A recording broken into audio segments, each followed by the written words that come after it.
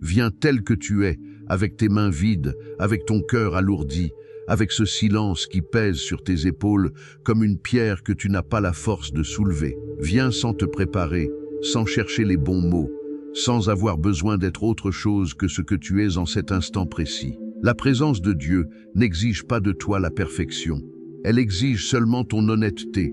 Et cette honnêteté-là, cette capacité à venir tel que tu es, c'est déjà un acte de foi immense. Laisse-toi bercer par le silence de ce moment. Ferme les yeux si tu le peux. Pose une main sur ta poitrine et sens les battements de ce cœur qui, malgré tout ce qu'il a traversé, continue de battre. Ce cœur ne bat pas par accident. Il bat parce que celui qui t'a formé dans le ventre de ta mère n'a pas fini son œuvre en toi. Il bat parce que ta vie a encore une valeur infinie, une valeur que rien de ce que tu as perdu ne peut effacer. Tu es entré aujourd'hui dans une prière, mais peut-être que tu ne sais pas trop ce que tu espères trouver ici. Peut-être es-tu venu parce que tu n'avais nulle part ailleurs où aller. Peut-être es-tu venu parce que quelqu'un t'a conseillé d'écouter, ou parce qu'une intuition, une légère impulsion du cœur, t'a poussé à t'arrêter quelques instants. Quelle qu'en soit la raison, sache ceci, tu n'es pas arrivé ici par hasard. La providence divine n'est pas un concept abstrait. C'est une réalité vivante, un fil invisible qui court à travers chacune de tes journées, même les plus grises, même les plus douloureuses, même les plus vides en apparence. Dieu t'a guidé jusqu'ici. Et maintenant, dans ce silence, dans ce sanctuaire intérieur que tu peux porter partout où tu vas, il te dit quelque chose. Il te dit, avec la douceur d'un père et la tendresse d'une mère, avec la profondeur d'un amour qui n'a ni commencement ni fin, je suis là, je t'ai vu, je t'ai toujours vu, et je ne t'abandonne pas. Prends un souffle profond, laisse l'air remplir tes poumons, et en expirant, laisse partir, au moins pour quelques instants, le poids que tu portes. Non pas pour le nier, non pas pour faire semblant qu'il n'existe pas, mais pour créer un espace, un tout petit espace dans ta poitrine, où la grâce peut entrer. Car la grâce ne force jamais les portes, elle attend, elle frappe doucement. Et c'est toi qui ouvres. Alors ouvre, aujourd'hui, ouvre ce que tu as refermé par la douleur, ouvre ce que la honte a muré, ouvre ce que la peur a condamné. Il est là, de l'autre côté, et il attend avec une patience infinie, parce qu'il sait qui tu es, ce que tu traverses et ce que tu peux encore devenir. Mon frère, ma sœur, il y a des saisons dans la vie où l'on a l'impression que tout s'effondre en même temps, comme si le sol sous tes pieds avait décidé, d'un seul coup, de ne plus te soutenir. Comme si l'édifice que tu avais mis des années à construire, pierre par pierre, avec tes mains, avec ta sueur, avec ta foi et tes sacrifices, s'était écroulé en une nuit. Peut-être que c'est ce que tu vis en ce moment. Peut-être as-tu perdu un être aimé et le vide qu'il a laissé est si immense que tu ne sais plus comment traverser une journée ordinaire sans trébucher sur son absence. Peut-être as-tu perdu ton travail, cette source de dignité et de sens qui structurait tes matins et donnait une direction à tes semaines. Peut-être as-tu perdu ta santé et avec elle, cette liberté du corps que l'on prend pour acquise jusqu'au jour où elle s'en va. Peut-être as-tu perdu ton foyer, la sécurité de 4 murs familiers, l'espace où tes enfants grandissaient, où ta vie avait un ancrage. Peut-être as-tu perdu ta réputation et avec elle quelque chose de plus profond encore, la confiance en toi-même, le sentiment de ta propre valeur. Peut-être as-tu perdu un rêve, un projet dans lequel tu avais tout investi, ton énergie, ton argent, tes espoirs. Et aujourd'hui, là où tu attendais la récolte, il n'y a que des décombres, peu importe ce que tu as perdu. L'Éternel le sait, et il ne minimise pas ta douleur. Il ne te dit pas « cela aurait pu être pire ». Il ne te compare pas à d'autres qui souffrent davantage pour invalider ce que tu ressens. Non, il te regarde, toi, dans ta douleur particulière, dans ta perte unique, et il dit « je sais, je vois ». Et c'est réel. Car Dieu n'est pas un Dieu de l'abstraction, il est Dieu fait chair. Il a marché sur cette terre, il a connu la faim et la fatigue. Il a pleuré sur le tombeau de son ami Lazare. Ces 2 mots si courts, si puissants dans l'évangile de Jean. Jésus pleura. 2 mots qui changent tout. Ils nous disent que le Fils de Dieu n'est pas étranger à la douleur humaine. Il ne l'observe pas de loin, depuis une hauteur inaccessible. Il entre dedans. Il s'y engage. Il pleure avec nous.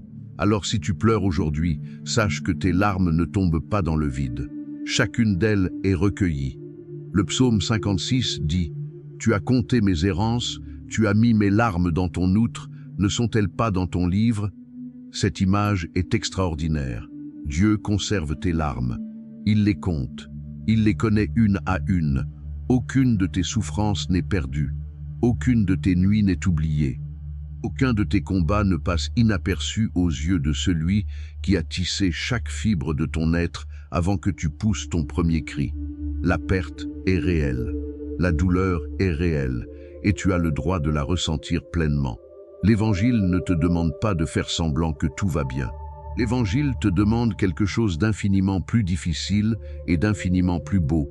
Garder la foi même quand tout semble aller mal. Non pas une foi naïve qui niait la souffrance, mais une foi adulte, éprouvée, qui regarde la souffrance en face et dit malgré tout « Je crois que tu es bon. Je crois que tu n'as pas lâché ma main. Je crois que ce n'est pas la fin de l'histoire. » Toi qui écoutes, je veux parler d'une chose dont on ne parle presque jamais. D'une douleur particulièrement silencieuse, particulièrement solitaire. La douleur que tu portes derrière un sourire. La souffrance que tu enfouis profondément avant de sortir de chez toi chaque matin, parce que le monde n'a pas l'espace, la patience ou la sensibilité pour l'accueillir. Tu l'emballes soigneusement dans des couches d'apparente normalité. Tu réponds « ça va ». Quand on te demande comment tu vas, tu ris au bon moment, tu fais tes tâches, tu t'acquittes de tes responsabilités. Et tu rentres le soir, épuisé d'une façon que personne autour de toi ne comprend vraiment, parce que la fatigue que tu ressens n'est pas celle du corps qui a travaillé. C'est celle de l'âme qui a trop longtemps porté seule. Il y a une violence dans cette solitude-là. Une violence douce, continue, qui grignote quelque chose en toi au fil des jours. Parce que la douleur non dite devient une prison. Et la prison la plus difficile à fuir est celle dont les barreaux sont invisibles, celle que les autres ne voient pas, celle que tu t'es construite toi-même pour te protéger d'un monde qui ne comprend pas. Mais voici ce que je veux que tu entendes. Dieu voit ce que les autres ne voient pas. Il voit derrière le sourire. Il voit derrière la contenance. Il voit derrière les mots que tu ne dis pas. Et il ne te juge pas pour avoir caché ta souffrance. Il comprend. Il sait pourquoi tu l'as fait. Et il t'attend là, dans cet endroit secret, dans ce recoin de toi-même que tu n'as montré à personne. Jésus a dit, « Ce que ton Père voit dans le secret, il te le rendra. » Cette parole, prononcée dans le contexte de la prière et du jeûne, porte une vérité bien plus large. Dieu opère dans le secret. Il te voit dans le secret. Ce que tu vis en secret, ta douleur, ta honte, ta lutte silencieuse, n'est pas invisible à ses yeux. Et cette visibilité-là est une forme de tendresse inouïe. Ne pas avoir à expliquer, ne pas avoir à justifier, être simplement vu pleinement, sans filtre, et être aimé quand même. C'est cela, la grâce. Je t'invite aujourd'hui à faire quelque chose d'audacieux, quelque chose qui peut sembler contre-intuitif. Dépose ta contenance. Juste pour ce moment, juste dans cet espace de prière, laisse-toi être vu par Dieu tel que tu es vraiment. Pas le toi que tu montres au monde, le toi qui est fatigué, qui doute, qui a peur, qui ne sait plus très bien comment avancer. C'est ce toi-là que Dieu aime. Et c'est ce toi-là dont il veut prendre soin.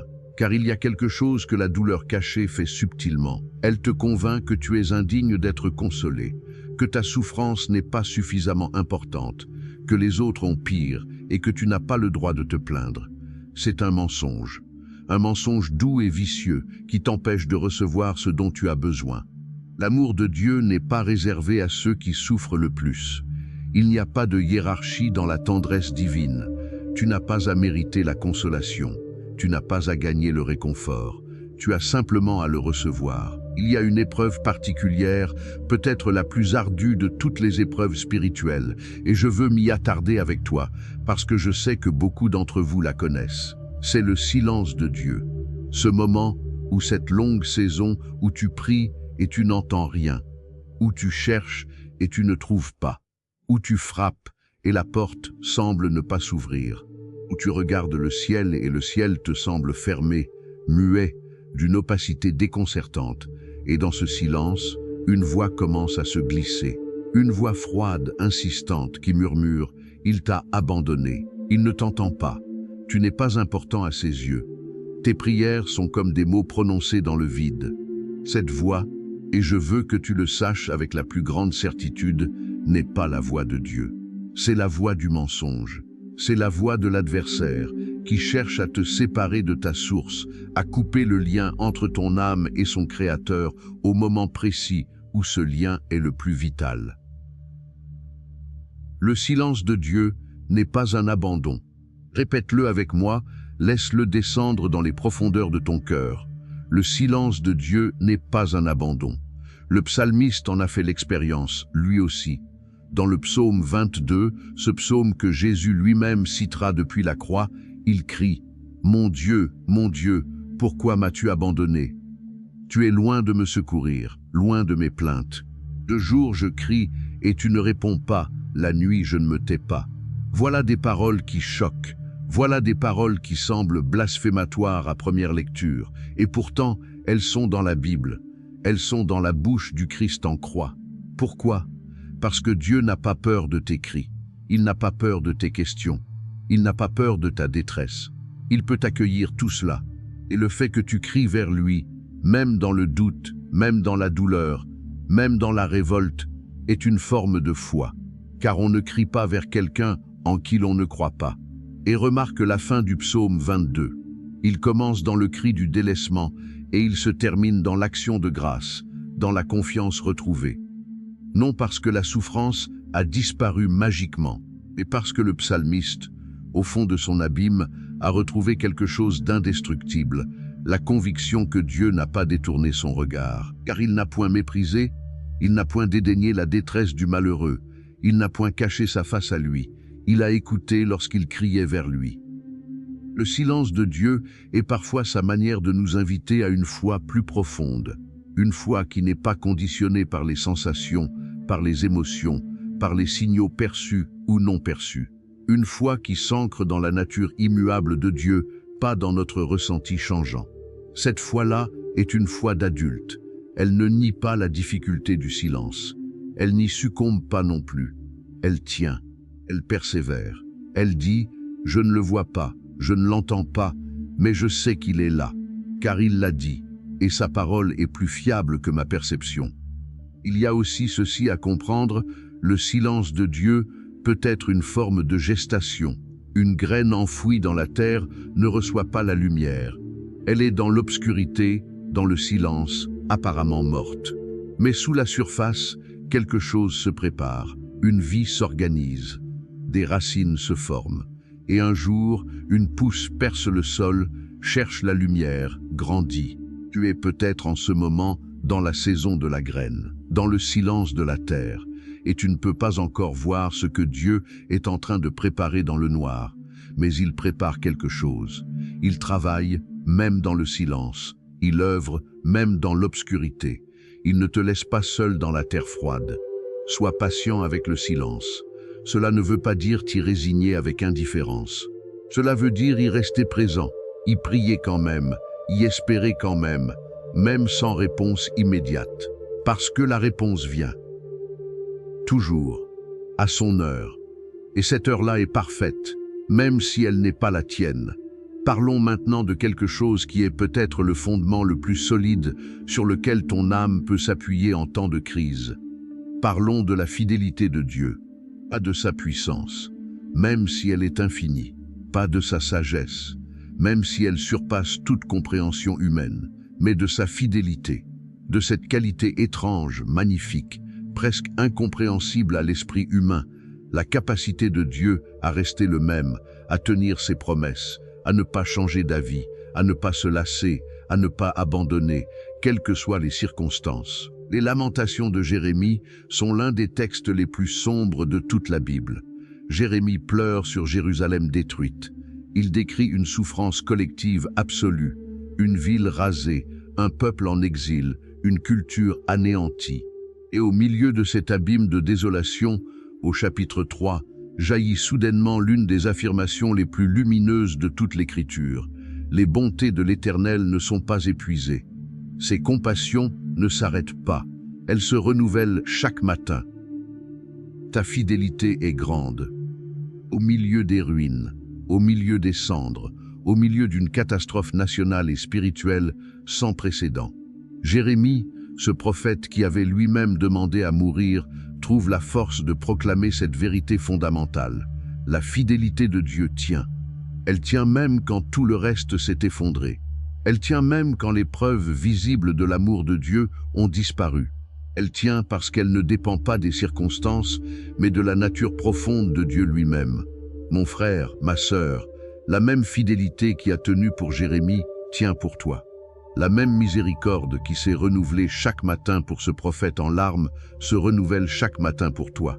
Chaque nouveau jour est une preuve de la fidélité de Dieu. Pas un symbole vague, une preuve concrète.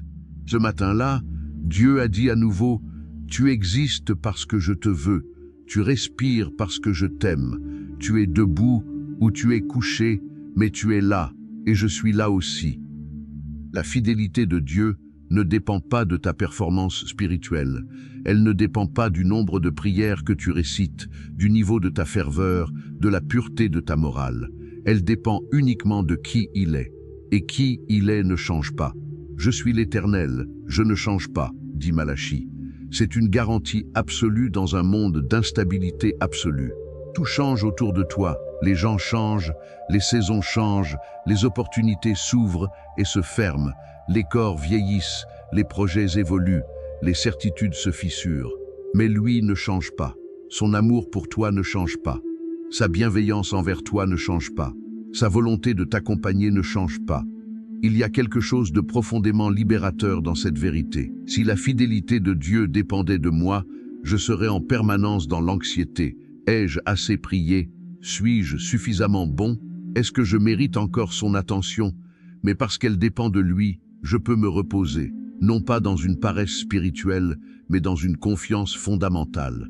Comme un enfant qui sait que l'amour de son père n'est pas conditionnel à sa perfection. Un bon père aime son enfant dans ses forces et dans ses faiblesses, dans ses succès et dans ses chutes, dans ses moments de gloire et dans ses moments de honte. Et Dieu est infiniment plus père que n'importe quel père humain. Je veux m'asseoir à côté de toi dans cet endroit sombre. Cet endroit où certains d'entre vous se trouvent peut-être en ce moment. Cet endroit où la nuit semble ne plus avoir de fin. Où chaque matin qui se lève ne ressemble pas à une promesse, mais à un nouveau poids à porter. Où tu te demandes sincèrement si cela vaut encore la peine de continuer à espérer, à te battre, à chercher. Je ne vais pas balayer cela d'un geste pieux. Je ne vais pas te lancer des versets bibliques comme on lance des pièces dans une fontaine, en espérant que quelque chose change magiquement. Non. Je veux rester là avec toi, dans ce lieu difficile, et te dire quelque chose simple et vrai. Premièrement, ce que tu ressens ne te définit pas. Les ténèbres que tu traverses ne sont pas ta destination. Elles sont un passage, un tunnel. Et tous les tunnels, aussi longs soient-ils, ont une sortie. C'est une vérité physique. C'est aussi une vérité spirituelle. Il n'existe pas de nuit dans la vie de l'enfant de Dieu qui soit sans aurore, même si tu ne la vois pas encore, même si tu ne l'imagines plus. Elle est là, au-delà de ce que ton regard épuisé peut atteindre. Deuxièmement, résister à la tentation du désespoir n'est pas un signe de faiblesse. C'est l'un des combats les plus nobles de l'existence humaine. Élie, ce prophète de feu, celui qui avait appelé la pluie, celui qui avait affronté 450 prophètes de Baal et gagné, s'est effondré sous un genévrier après la victoire et a demandé à mourir. « C'est assez. Maintenant, ô Éternel, prends mon âme. » Cette demande-là, ce cri d'épuisement absolu. Et qu'a fait Dieu? Il n'a pas condamné Élie. Il a envoyé un ange qui l'a touché doucement et lui a dit « Lève-toi et mange, car le chemin est long pour toi. » Dieu n'a pas réprimandé son prophète épuisé. Il l'a nourri, il l'a reposé, il l'a relevé. Et ensuite, il lui a confié une mission nouvelle. Dieu ne t'abandonne pas quand tu es épuisé. Il t'a envoyé à toi aussi des anges sous différentes formes, un ami qui a appelé au bon moment, une parole lue au hasard qui t'a touché en plein cœur, une beauté naturelle qui t'a soudainement traversé d'une émotion inexplicable, un enfant qui a ri et qui, pour un instant, a dissous ton chagrin. Ces anges-là sont réels. Ces petites mains tendues de la Providence sont réelles. Dieu ne t'a pas oublié.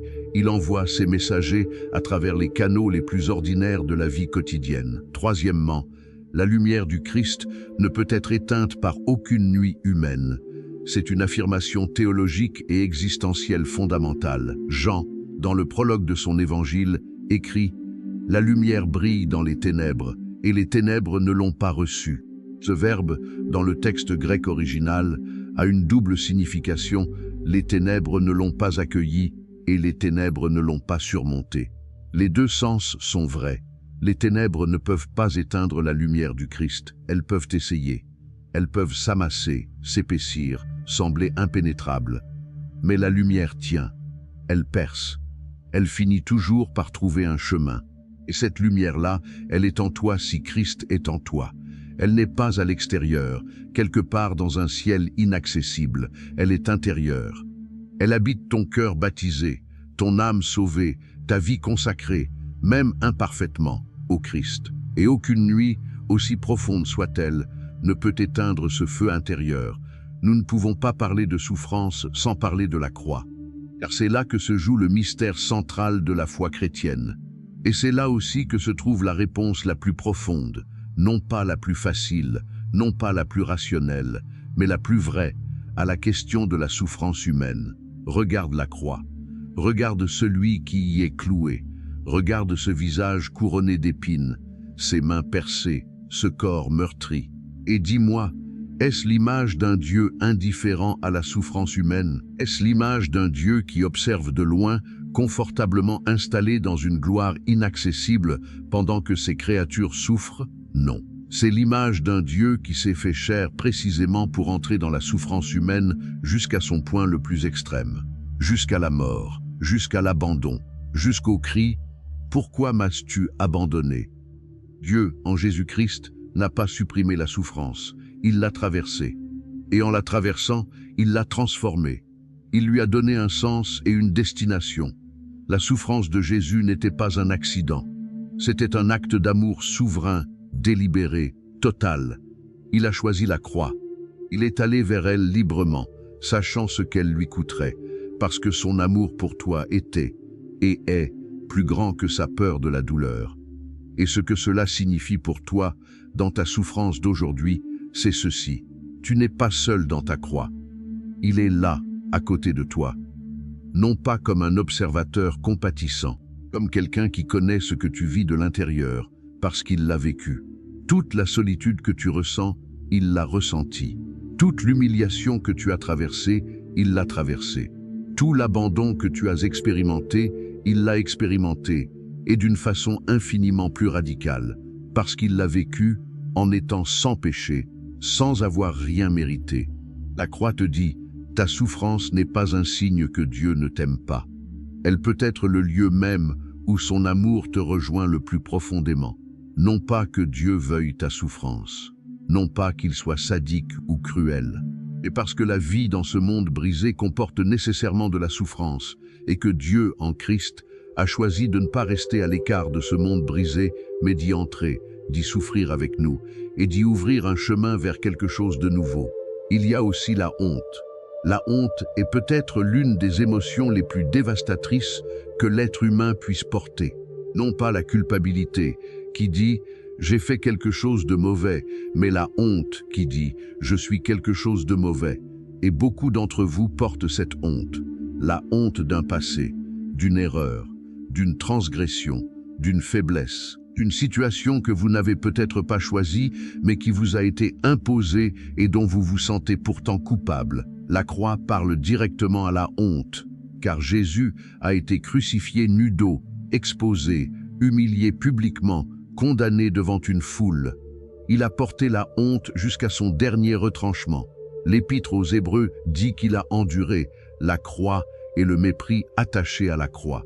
La honte était partie intégrante de ce qu'il a choisi de porter, et en la portant, il l'a vidé de son pouvoir sur toi. La honte que tu portes il l'a porté aussi, et il est ressuscité. Ce qui veut dire que ta honte n'a pas le dernier mot sur ta vie. Mais nous ne pouvons pas rester à la croix. La croix n'est pas la fin. Elle est le passage. Et le passage mène à quelque chose que l'esprit humain peine à saisir pleinement, quelque chose qui dépasse toutes nos catégories naturelles, la résurrection. La résurrection de Jésus-Christ n'est pas un mythe consolateur. Elle n'est pas une métaphore poétique inventée par des disciples en deuil pour ne pas sombrer dans le désespoir. C'est un événement historique, une rupture dans le tissu de la réalité, une intrusion du ciel dans la terre, un retournement cosmique qui dit à toute créature souffrante, ce n'est pas la fin. La mort n'a pas le dernier mot. La nuit ne l'emporte pas. La vie prend le dessus. Et ce que la résurrection dit à ta situation particulière, à ta perte, à ta douleur, à tes ruines, c'est ceci. Dieu peut faire quelque chose de ce qui semble irrémédiablement mort. Il peut donner vie à ce qui est sans vie. Il peut redonner souffle à ce qui semble éteint. Il peut faire fleurir des roses là où il n'y avait que des épines. Il peut faire jaillir une source dans un désert. Paul, dans sa seconde lettre aux Corinthiens, parle avec une franchise saisissante de ses propres souffrances. Nous sommes pressés de toutes parts, mais non écrasés, dans l'embarras, mais non dans le désespoir, persécutés, mais non abandonnés, abattus, mais non perdus. Et ensuite, il donne la clé de cette résistance. Nous portons toujours et partout dans notre corps la mort de Jésus, afin que la vie de Jésus soit aussi manifestée dans notre corps. La vie de la résurrection se manifeste précisément là où il y a souffrance. Ce n'est pas malgré la croix que la vie éclot, c'est à travers elle. Pense au printemps. Pense à la façon dont la nature entière meurt chaque automne, les feuilles tombent, les arbres se dénudent, le sol durcit, les couleurs disparaissent. Et pendant des mois, tout semble mort. Et puis, imperceptiblement, quelque chose commence. Les jours s'allongent. La sève remonte. Un premier bourgeon perce, puis un autre. Et bientôt, ce qui semblait irrémédiablement mort est couvert de vers, de fleurs, de vie. Dieu a inscrit la résurrection dans la création elle-même.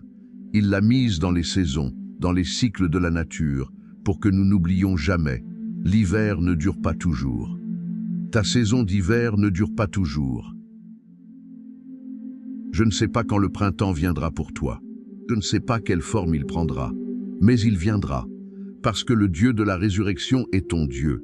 Parce que ce même esprit qui a relevé Jésus d'entre les morts habite en toi. Et cet esprit-là ne reste pas inactif. L'espérance chrétienne est souvent mal comprise. On la confond avec l'optimisme, cette disposition naturelle à voir le bon côté des choses. Mais l'espérance chrétienne est tout autre chose. Elle n'est pas conditionnée par la beauté de la situation actuelle. Elle est ancrée dans la certitude de ce qui vient, de ce que Dieu a promis, de ce que la résurrection a inauguré. Paul, encore lui dans la lettre aux Romains, l'espérance ne confond pas, parce que l'amour de Dieu a été répandu dans nos cœurs par le Saint-Esprit qui nous a été donné.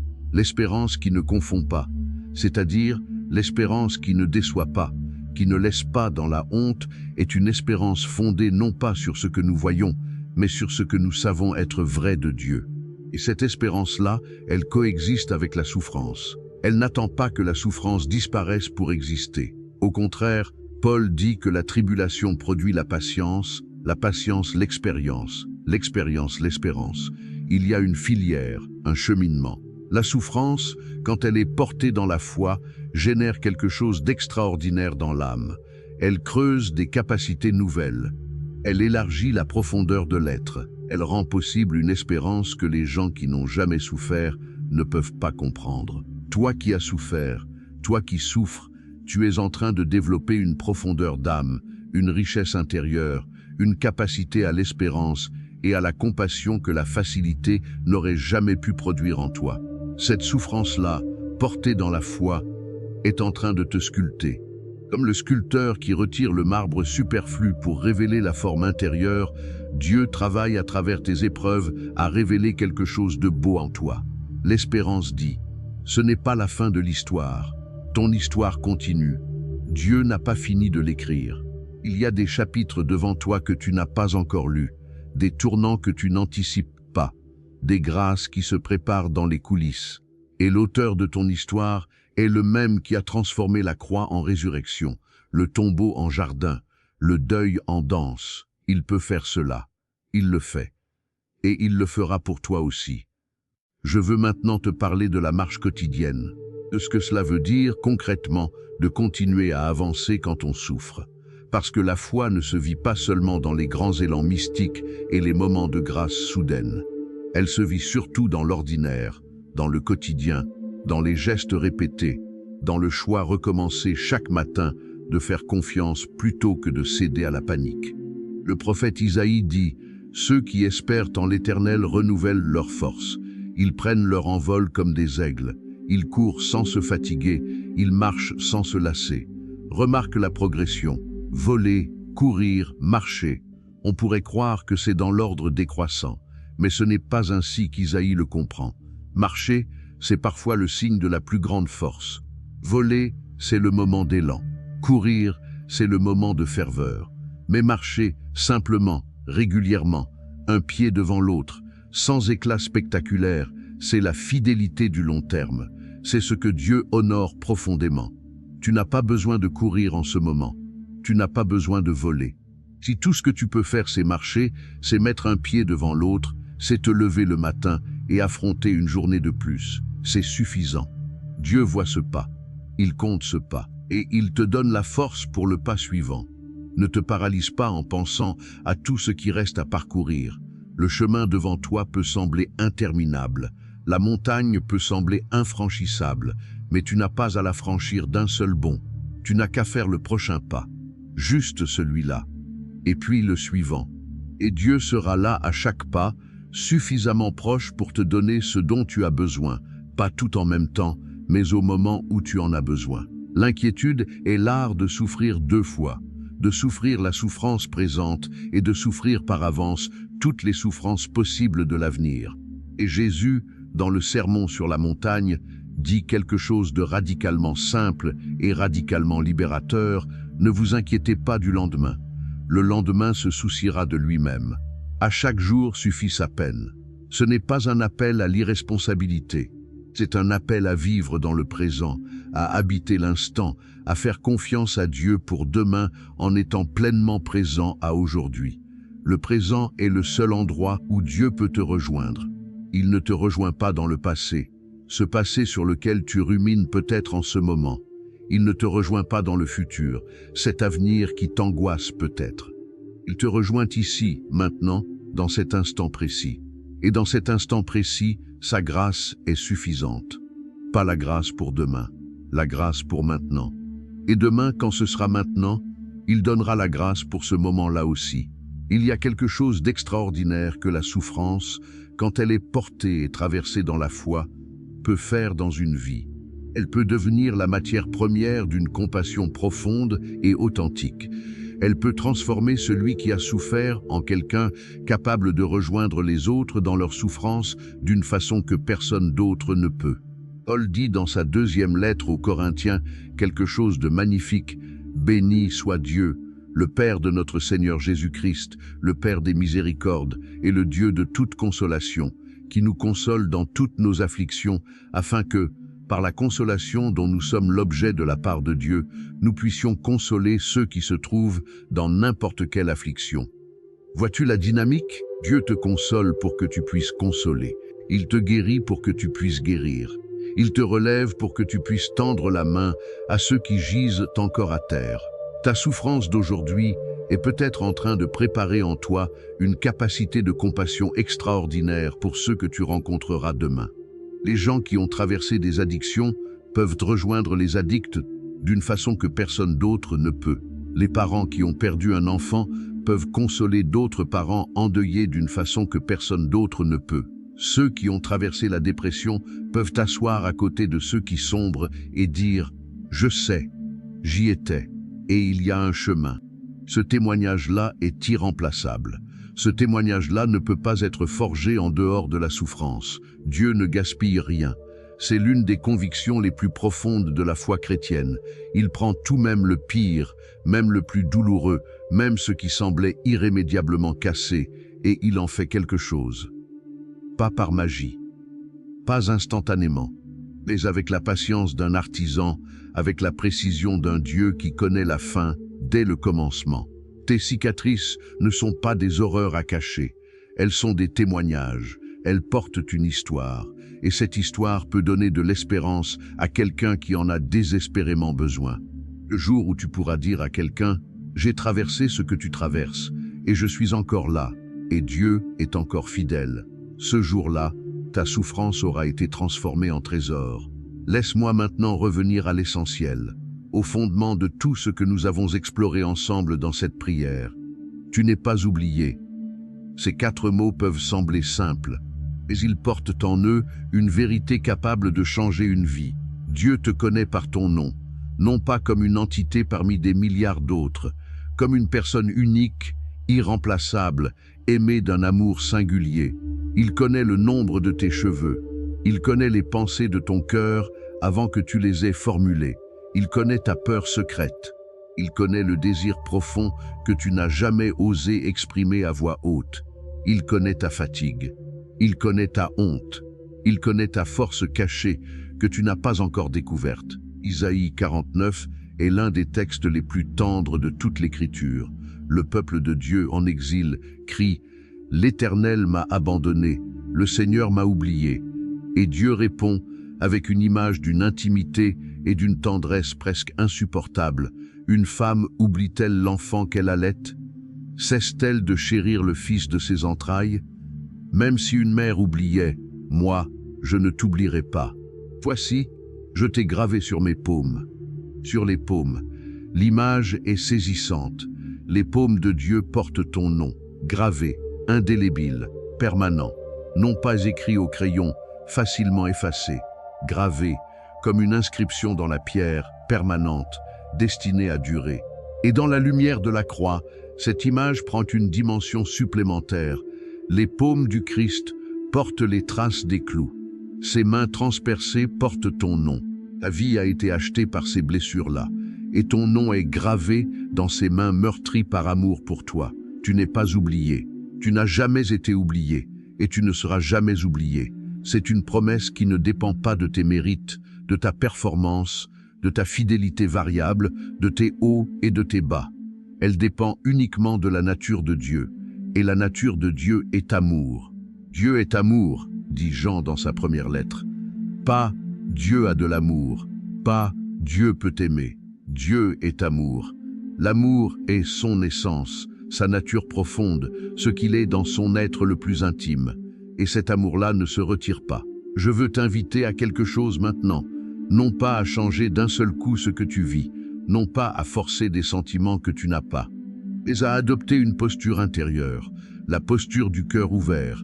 Un cœur ouvert ne nie pas la douleur, mais il décide de ne pas se fermer à la grâce malgré la douleur.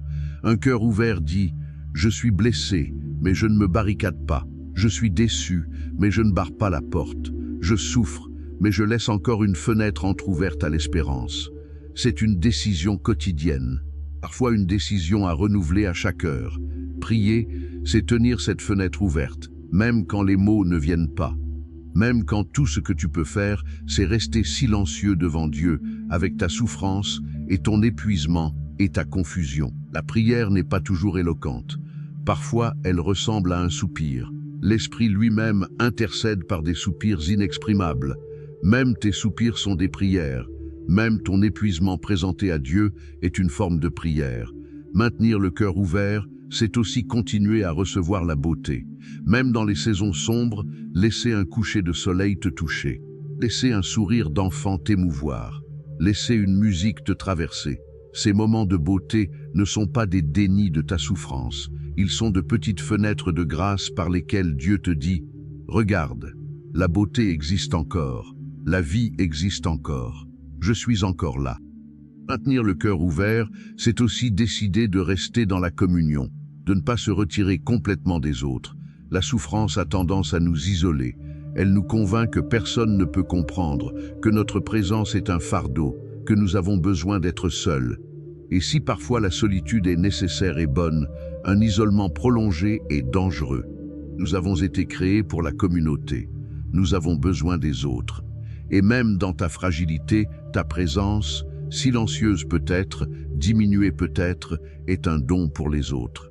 Laisse-moi maintenant simplement te parler, comme un ami parle à un ami, en répétant les vérités essentielles avec d'autres mots, parce que l'âme a besoin d'entendre les mêmes vérités sous des formes variées pour les laisser descendre jusqu'à ses strates les plus profondes. Tu es aimé, non pas parce que tu as tout réussi, non pas parce que tu n'as jamais failli, mais parce que Dieu t'a choisi, toi, avant la fondation du monde. Éphésiens 1 dit, « Il nous a élus en lui avant la fondation du monde, avant que tu existes, avant que tu aies fait quoi que ce soit de bien ou de mauvais, avant ta première respiration. Il t'avait déjà choisi. Cet amour-là est antérieur à tout. Il est plus ancien que ta naissance. Il est plus solide que toutes tes erreurs. Et il ne cessera pas après ta mort. Tu es porteur de lumière, même dans ta nuit. Les étoiles brillent le plus dans l'obscurité totale. Et toi, enfant de Dieu, tu portes en toi une lumière que les ténèbres ne peuvent éteindre. Cette lumière n'est pas la tienne propre, elle est le reflet du Christ qui vit en toi. Et parfois, c'est précisément quand tu traverses tes nuits les plus sombres que cette lumière devient visible aux autres. Quelque chose dans ta façon de tenir, dans ta façon de continuer, dans ta façon de garder la foi dans l'adversité, éclaire ceux qui t'entourent, même si tu n'en as pas conscience. Ta douleur a une durée. Elle est réelle, elle est intense, mais elle a une durée. Paul, dans sa deuxième lettre aux Corinthiens, dit que nos afflictions, légères et momentanées, et je sais que ce qu'il dit peut sembler exagéré quand tu es au cœur de la souffrance, produisent un poids éternel de gloire bien supérieur à tout. Il ne dit pas que la souffrance est insignifiante, il dit qu'elle est temporelle, et que ce qui vient après dépasse infiniment ce qui précède. Dieu travaille même dans le silence. Un jardinier qui plante une graine ne reste pas à genoux à la regarder pousser. Il fait confiance au processus. Il arrose. Il attend. Il sait que la croissance se fait souvent de façon invisible. Et Dieu, le jardinier de ton âme, travaille dans tes saisons de silence. Il irrigue des racines que tu ne vois pas encore. Il prépare une floraison que tu n'imagines pas encore. Fais-lui confiance dans le silence. Il n'est pas absent. Il est à l'œuvre. Ta vie a un sens.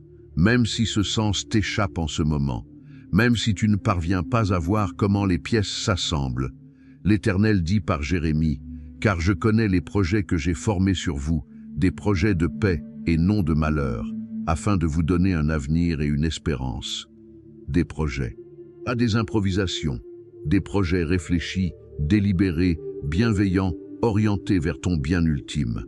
Ta vie n'est pas une série d'accidents chaotiques. Elle est un récit que Dieu écrit avec toi, un récit qui a un sens, une direction, une belle conclusion. Laisse ces vérités s'installer en toi comme des ancres. Laisse-les descendre dans les profondeurs de ton être et s'y fixer solidement pour que les tempêtes ne puissent pas t'emporter complètement. L'Éternel est mon berger, je ne manquerai de rien. Psaume 23. Un berger ne compte pas ses brebis de loin. Il les connaît individuellement. Il va chercher celle qui est perdue. Il soigne celle qui est blessée. Il porte celle qui est épuisée. Tu es connu, tu es cherché, tu es soigné, tu es porté. Même si je marche dans la vallée de l'ombre de la mort, je ne crains aucun mal. Psaume 23. La vallée existe. L'ombre est réelle.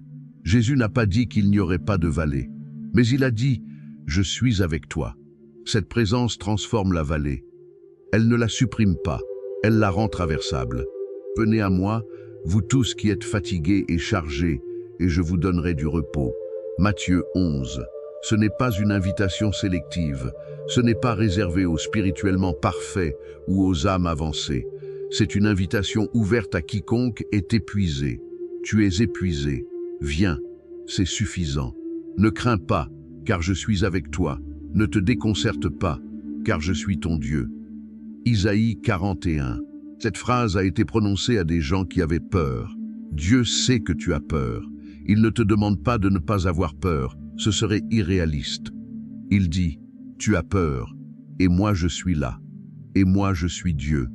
Et cela change tout. Il donne de la force à celui qui est fatigué, et il augmente la vigueur de celui qui n'en a plus.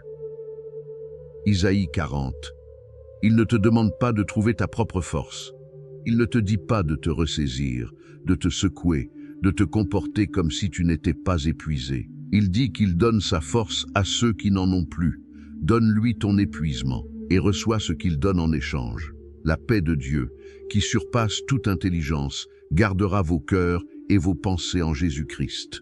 Philippiens 4. Cette paix n'est pas une absence de problème. Elle ne t'isole pas de la réalité. Elle garde ton cœur au milieu de la réalité. Elle est un bouclier, pas un anesthésique. Et elle est disponible pour toi, maintenant. Ni la mort, ni la vie, ni les anges, ni les dominations, ni les choses présentes, ni les choses à venir, ni les puissances, ni la hauteur, ni la profondeur, ni aucune autre créature ne pourra nous séparer de l'amour de Dieu manifesté en Jésus-Christ notre Seigneur. Romains 8. Rien, absolument rien. Pas ta souffrance, pas ton péché, pas ton échec, pas ta maladie, pas ton deuil, pas ta solitude, pas ta honte. Rien ne peut te séparer de cet amour. C'est définitif, c'est absolu, c'est pour toujours. Nous arrivons maintenant à la fin de ce temps de prière. Et je veux que tu saches quelque chose. Cette prière ne se termine pas avec ce texte. Elle se poursuit dans chaque souffle que tu prendras après avoir fermé cette page ou enlevé tes écouteurs. Elle se poursuit dans chaque geste de ta journée ordinaire, dans chaque effort pour continuer malgré tout, dans chaque décision de faire confiance plutôt que de céder à la panique. Tu es sorti ou tu vas sortir de ce temps de prière différent. Peut-être pas radicalement transformé en un instant. Les transformations profondes prennent du temps. Elles sont rarement spectaculaires. Mais quelque chose s'est déposé en toi. Une graine a été plantée. Une ancre a été enfoncée un peu plus profond. Une vérité a été rappelée à une partie de ton cœur qui avait besoin de l'entendre. Mon frère, ma sœur, toi qui as écouté jusqu'ici, toi qui as eu le courage de rester dans cette prière, même quand c'était difficile, même quand cela a peut-être remué des douleurs que tu préférais ne pas toucher, je t'admire. Car ce courage-là, ce courage de se mettre en présence de Dieu avec sa vérité intérieure est l'un des plus grands actes de foi qu'un être humain puisse accomplir. Va maintenant, va avec la paix, non pas la paix du monde, cette paix superficielle qui n'est que l'absence de conflits apparents, mais la paix du Christ, cette paix profonde, inébranlable, qui coexiste avec les difficultés sans en être emportée. Cette paix que Jésus a dit être différente de toute autre. Je vous laisse ma paix, je vous donne ma paix. Je ne vous la donne pas comme le monde la donne. Que votre cœur ne se trouble point et ne se laisse point effrayer. Que ton cœur ne se trouble pas, pas parce que les difficultés ont disparu, mais parce que celui qui est plus grand que toutes les difficultés est avec toi.